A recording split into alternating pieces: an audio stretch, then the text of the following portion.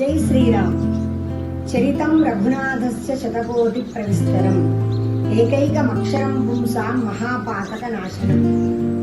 ఈ రామకథ 100 కోట్ల శ్లోకములతో కూడిన సంపుటి అని ప్రతీతి.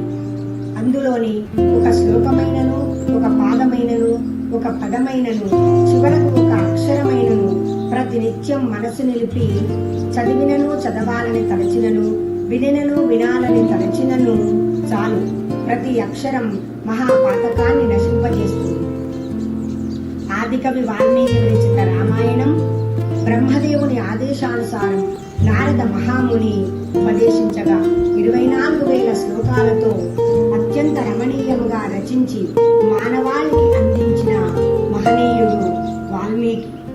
రామో విగ్రహవాన్ ధర్మః, ధర్మం పోస్తే రుబ్బుదాల్చిన ఆకారమే శ్రీరామచంద్రుడు. రామాయణం ఒక ఇతిహాసం. ఇతిహాసం అంటే ఇలా జరిగింది అని చెప్పబడేది.